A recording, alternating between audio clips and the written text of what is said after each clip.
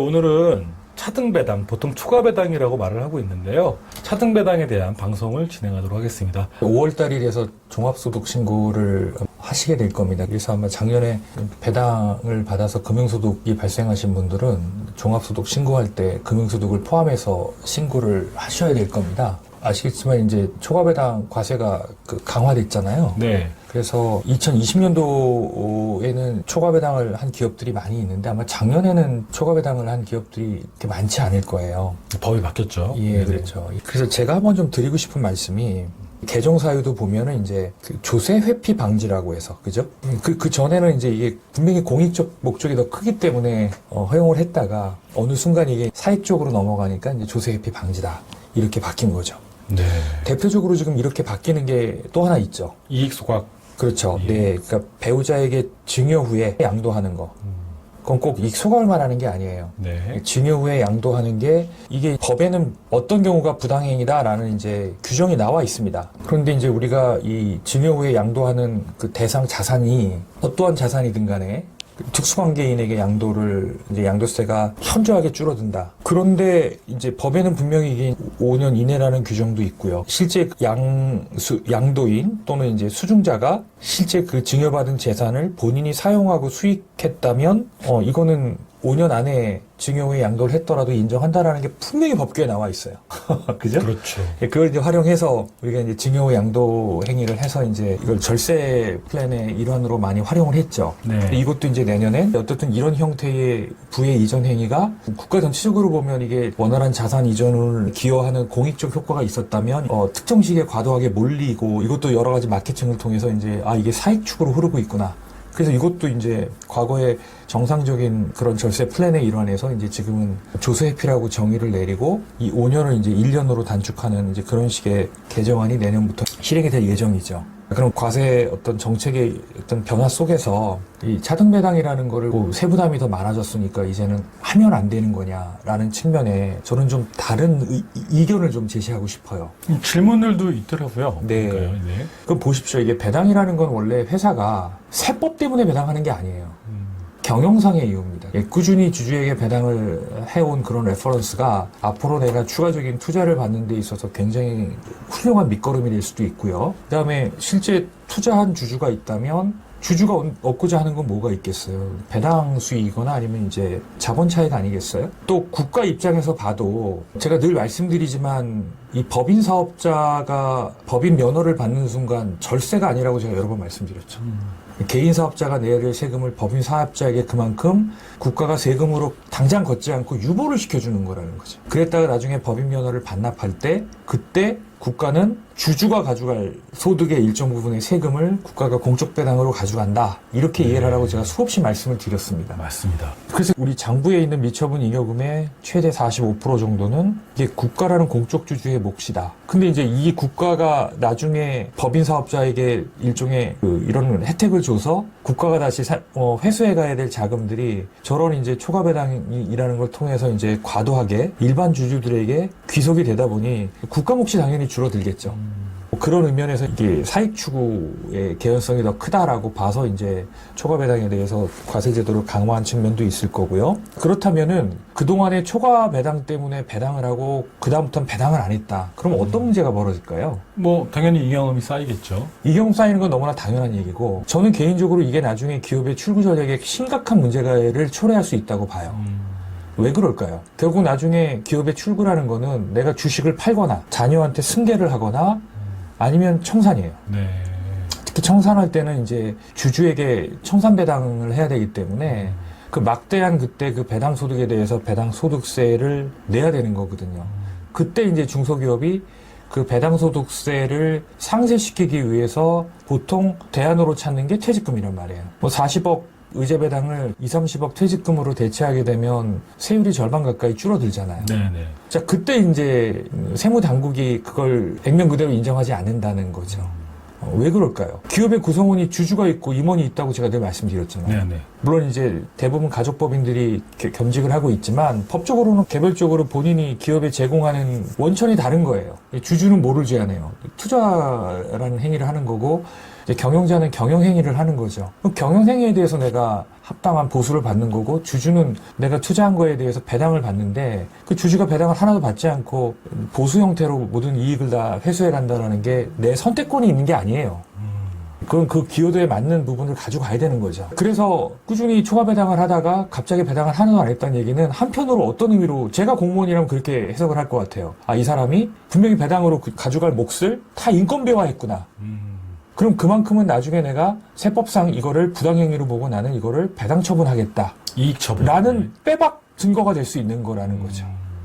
이걸 너무 단편적으로 이 세율의 논리, 세법의 논리로만 갖고, 아, 이거 뭐 세금 부담이 커지니까 하지 말아야지. 또 이런 식의 자문을 하는 것도 저는 너무 세법에 매몰된 해석이라는 느낌이 들어요. 네.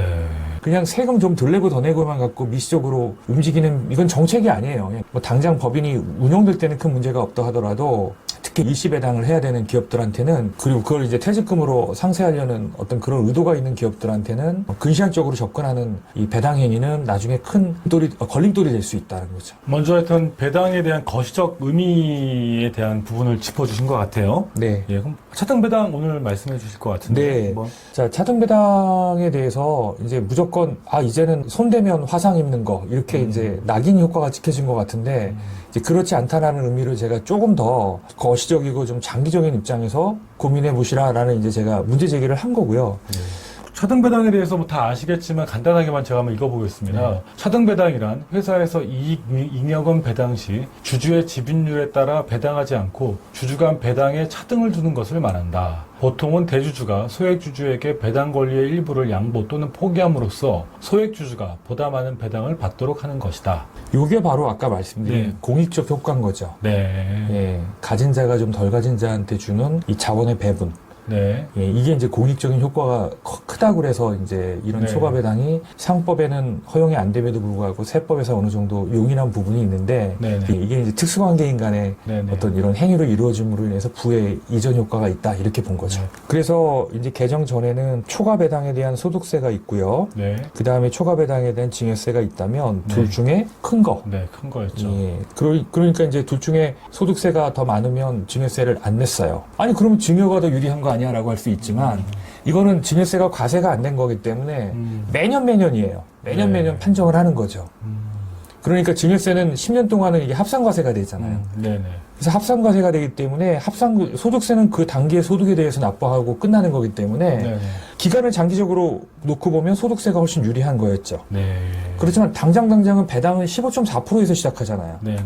근데 증여는 1억만 해도 세율이 10%밖에 안 돼요. 네네. 그럼에도 불구하고 이게 3년, 4년, 5년 지속 가능하게 배당 정책이 이루어진다면 매년 과세, 단일 과세로 끝나는 소득세가 더 유리하다. 네. 이런 장점 때문에 2020년도까지는 초과 배당이 많이 이루어졌고요. 네. 근데 이제 개정이 되면서 초과 배당에 대해서 소득세는 물론이거니와 이미 내가 초과 배당 부분에 소득세를 냈잖아요. 네. 소득세는 이미 납부한 세금이니까 네. 소득세 납부한 금액을 제외한 나머지 금액에 대해서 네. 이제 증여세를 과세, 그러니까 요거만큼의 세금이 더 늘어난 거죠. 그럼 이 세부담을 내가 더하고 배당을 하는 게 거시적으로 유리한 거냐 불리한 거냐. 네. 물론 당장은 종전에 비하면 세금 더 내는 건 맞죠. 그런데 좀 더 앞으로 5년, 10년 후에 기업의 미래 구도에서 벌어질 여러 가지 시나리오를 고려하면 그럼에도 불구하고 내가 증여세를 납부함에도 불구하고 행하는 게 나을 수 있다라는 부분도 컨설팅이 필요하다는 거예요. 네. 이제 무조건 세금 더 나오니까 하지 마가 아니라. 그럼 일단은 이번 달 5월 같은 경우는 이제 종합소득 신고를 하는 거잖아요. 네네. 그럼 이제 작년에 만약에 초과 배당을 한 기업들은 어떻게 했을까요? 예, 초과 배당을 한 금액이 있을 거 아닙니까? 네. 그죠? 그래서 법이 정한 요렇게 소득세 상당액이라는 게 있어요. 이때는 소득세가 아직 확정이 안 됐잖아요. 그렇죠. 왜냐하면 배당을 받는 사람의 뭐 다른 소득도 있을 거고 네. 소득 공제 금액도 다를 거고 하니까 네. 이건 법으로 정해진 거예요. 일종의 예납 같은 개념이죠. 미리 납부하는. 그래서 내가 초과 배당을 뭐 1억을 받았다. 1억에 상당하는 뭐 세액이 3천이다. 그럼 1억에서 3천을 뺀 7천만 원에 대해서 증여세를 미리 납부하는 거죠. 이 소득세 상당에서 731만 원, 1,590만 원 이런 거는 이제 그 배당세 공제 금액인가요? 아, 요거는 이제 그런 것들을 다 고려해서 예. 공식같이 예, 만든 공식으로 거죠? 만든 예, 거죠. 예. 네. 규칙으로 정해 놓은 네. 겁니다. 네. 그러니까 요거 갖고 일단 가정산을 하는 거다. 그랬다가 5월에 이제 종합소득 신고를 하다 보면 개인의 소득이 다 합산돼서 과세가 되는 거잖아요. 네. 그때 이제 왜냐면 금융소득이라는 게 배당소득만 있는 게 아니잖아요. 그렇죠. 뭐 이자소득도 있을 수 있고요. 네. 그런 소득들이 이제 합산돼서 과세가 될 거고 그거에 따라서 다시 재정산을 해서 실제 나오는 소득세의 정산액을 반영해서 징여세를 다시 한번 계산해서 이제 그런 작업을 5월달, 6월달에 하셔야 되겠죠. 네. 자, 요게 이제 두 번째가 바로 이제 확정을 위한 종합소득 신고 5월달, 6월달에 해야 될 일입니다. 이번 달이죠. 네. 예, 그래서 여기 보면 이제 배당 금액이 분리과세된 경우에는 실질 소득세액도 그냥 분리과세 소득세액이 되는 거고 따로 정산할 필요가 없는 거예요. 그냥 분리과세로 끝나버린 거잖아요, 이거는. 근데 이제 배당 금액이 종합소득과세가 된 경우에는 약간 좀 복잡해요. 뒤에서 실제 계산 사례를 보면 어렵지 않은데 내용을 이걸 정리하다 보니까 A, B 중에서 A에서 B를 뺀 금액과 초과 배당 금액의 14% 중에 이제 큰 금액을 확정된 세액으로 본다라는 거예요. 요거는 아마 계산 사례를 보고 이해하시는 게 좀 더 빠를 겁니다. 그러면 확정된 배당 소득세액이 확정이 되면은 그거에 따라서 이제 징여세도 다시 정산하는 거죠. 예, 그래서 전년에 낸 소득세액이 정년에 낸 소득세가 정산 소득세보다 많다. 그러면 이게 더 많았기 때문에 소득세도 일단 소득세 환급은 아니죠. 소득세는 그때 낸 건 아니고 징여세를 납부한 거죠. 근데 이제 징여세를 납부할 때 초과 배당에서 소득세 상당액을 내는 거잖아요. 뺀 거 금액을 내는 거잖아요. 네, 네. 근데 이게 실제 확정 소득세보다 더 많았다는 얘기는 징여세 과표가 그만큼 낮았다는 거 아니에요. 네. 이게 더 실질적으로 정산이 소득세 상당액보다 적으니까 당연히 징여세 과표가 올라가겠죠. 네. 그럼 징여세는 환급이 일부 되겠죠. 오늘 얘기하신 거는 뭐 차등배당의 효과를 구체적으로 설명해 주신 건 아니고 차등배당이 아직도 유의미하고 나중에 배당을 전혀 하지 않고 급여나 다른 소득으로 받았을 경우에는 이익 처분으로 다시 세무당국으로부터 처분받을 수 있다는 부분을 말씀해 주신 것 같습니다. 자, 오늘은 그 차등배당의 어떤 필요성, 아직까지 유의미하다라는 부분을 말씀해 주신 것 같고요. 다음 시간에는 차등배당의 그 직접적인 효과를 계산 사례를 통해서 진행하도록 하겠습니다. 자, 수고하셨습니다. 네, 감사합니다.